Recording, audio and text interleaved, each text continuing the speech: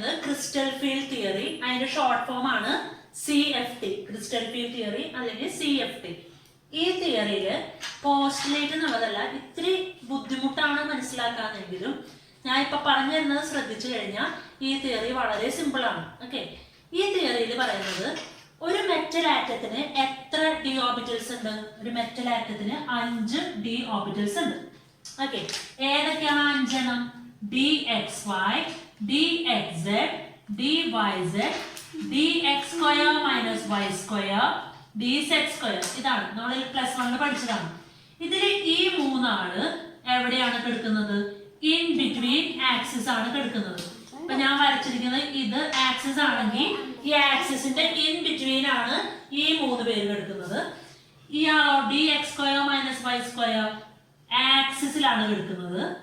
DZ² ആണെങ്കിലും ആക്സിസിലാണ് കിടക്കുന്നത് അല്ലെ? അപ്പൊ ഇവര് രണ്ടുപേരും ഇയാള് ആക്സിസിലും ഇത് ഇൻ ബിറ്റ്വീൻ ആക്സിസും ആണ് കിടക്കുന്നത്. ഓക്കെ, ഇനി ഇവിടെ ഒരു ലിഗാൻഡ് സെൻട്രൽ മെറ്റൽ ആറ്റത്തിനെ അപ്രോച്ച് ചെയ്യാണ്. എന്തിന്? ഒരു കോമ്പൗണ്ട് ഫോം ചെയ്യാൻ വേണ്ടി, കോർഡിനേഷൻ കോമ്പൗണ്ട് ഫോം ചെയ്യും. അപ്പോ ലിഗാൻഡിന് ഈ മെറ്റൽ ആറ്റത്തിലേക്ക് വരുന്നത് either through the axis or in between axis ആണ്. ഒന്നിലൂടെ ആക്സിസിലൂടെ വരാം, അല്ലെങ്കിൽ ഇൻ ബിറ്റ്വീൻ ആക്സിസിലൂടെ വരാം. ഇൻ ബിറ്റ്വീൻ ആക്സിസിലൂടെയാണ് വരുന്നതെങ്കിൽ എന്തുണ്ടാവും? ഈ 3 ഓർബിറ്റൽസിന്റെ നേരെയല്ലേ വരിക? വരുമ്പോ ഇവര് രണ്ടുപേരും ഒരേ ഡയറക്ഷനിലാവുമ്പോ ഈ 3 ഓർബിറ്റൽസിന് റിപ്പൽഷൻ ഉണ്ടാവും.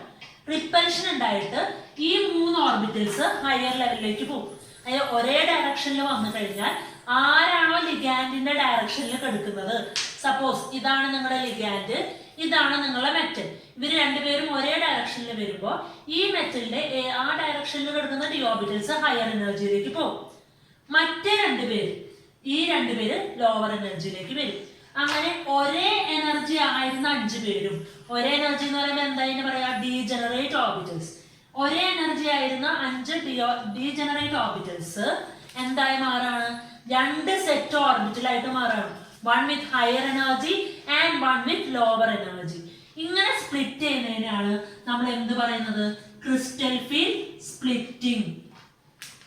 ഓക്കെ, അപ്പൊ ക്രിസ്റ്റൽ ഫീൽഡ് സ്പ്ലിറ്റിംഗ് എന്ന് പറയുമ്പോ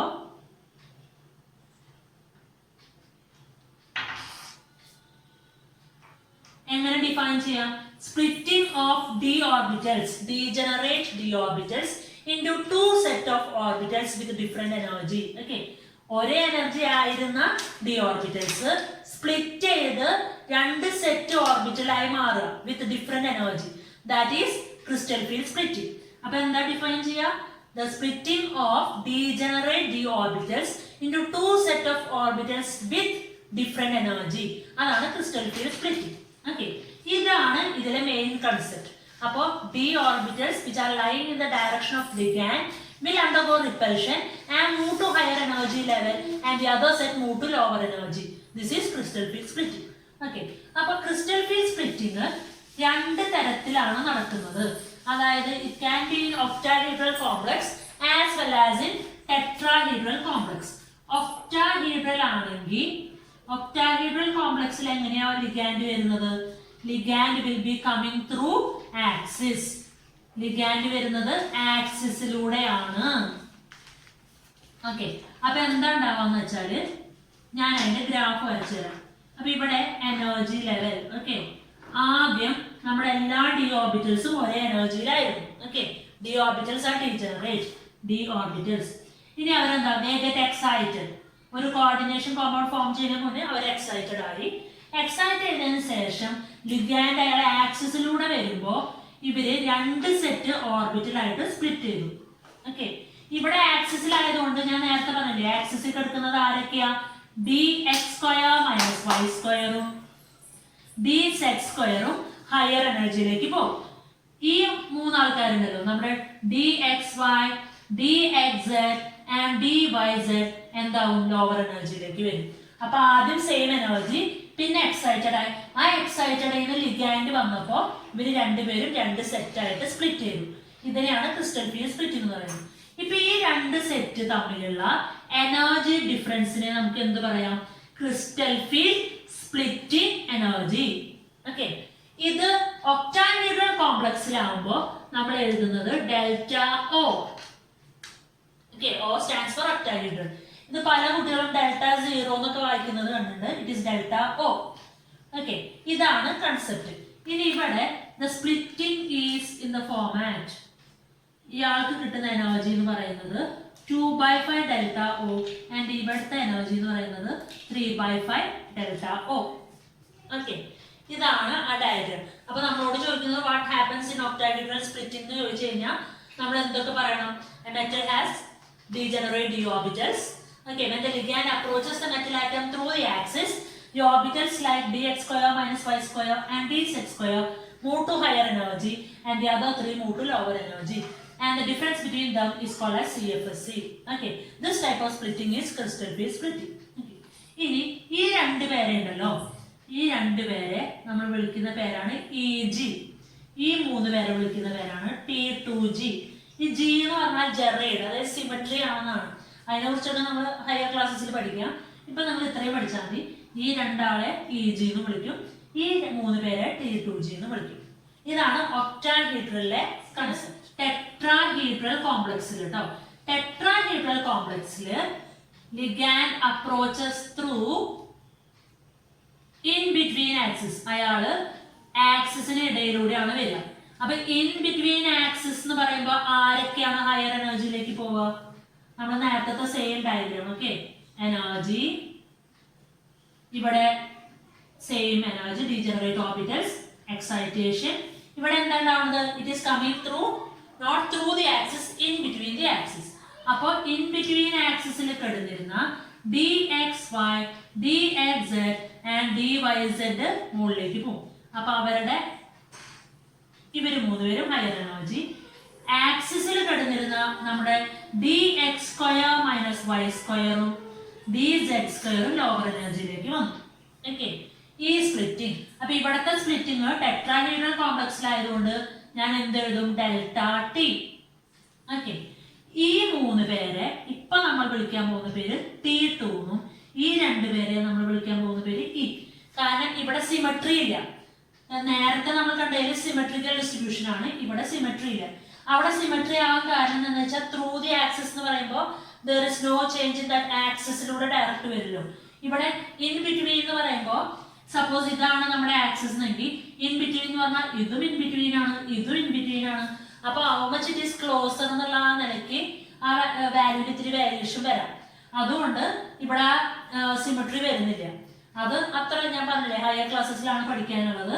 ഇവിടെ ഇത്രയും പഠിച്ചാൽ മതി. It will be split into two set of orbitals, 3 DXY, DXZ, DYZ orbitals in the higher energy level and the other 2 in lower energy, and the 3 in the higher energy level is called as T2 and 2 in the lower energy is called as E. Okay, അപ്പോൾ ഇതാണ് crystal field തിയറിയുടെ concept. ഇനി ഇവിടെ ഒരു ഫോർമുലയും കൂടെ പഠിക്കണം.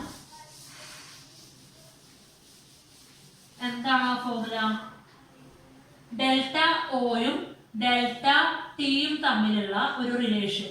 Delta T is equal to 4/5 delta O. Okay, delta T is equal to 4/5 delta O. ഇതാണ് ഒരു relation നമുക്ക് പഠിക്കാനുള്ളത്.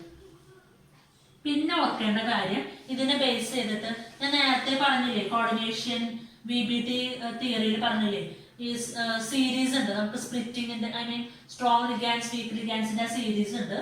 അത് ടെക്സ്റ്റ് ബുക്കിൽ നല്ല വ്യക്തമായിട്ട് ആ സീരീസ് എഴുതിയിട്ട് അത് പഠിക്കും. അതിനുശേഷം പൊതുവെ ഇവിടെ നിന്ന് ചോദിക്കുന്ന ഒരു ക്വസ്റ്റ്യൻ എന്താണെങ്കിൽ ഈ കാര്യം ഡയറക്റ്റായി ചോദിക്കുന്നത് കൂടാതെ സപ്പോസ് നമ്മുടെ D5 ഇലക്ട്രോൺസ് ഉണ്ട്, അതായത് D ഓർബിറ്റലിൽ 5 ഇലക്ട്രോൺസ് ഉണ്ട് and the complex is octahedral. ഒക്ടാഹീഡ്രലിനെ ഷോർട്ട് ആയിട്ട് എഴുതുന്നതാണ് കേട്ടോ, OH. And the ligand is a strong ligand. Electronic configuration എഴുതാം. ഇത്രയും ഡീറ്റെയിൽസ് തന്നിട്ടുണ്ടാവും. D5 octahedral complex with strong ligand. Write the electronic configuration. അപ്പൊ ഇവിടെ ഒക്ടാഹീഡ്രൽ ആണെങ്കിൽ ആരാണ് മുകളില്? DX² മൈനസ് y² ഉം DZ² ആണ് മുകളില്. നമ്മുടെ DXY DXZ ഇവര് താഴെയാണല്ലോ. അപ്പൊ നമ്മൾ എങ്ങനെ ഫില്ല് ചെയ്യണമെന്ന് അറിയോ? സ്ട്രോങ് ലിഗാൻഡ് അല്ലേ? സ്ട്രോങ് ലിഗാൻഡ് ആകുമ്പോൾ എന്താ ഉണ്ടാവുക? പെയറിങ് നടക്കുമല്ലോ. അപ്പൊ ഈ നമ്മളെപ്പോഴും ലോവർ എനർജി എന്നല്ലേ ഫില്ല് ചെയ്യാം.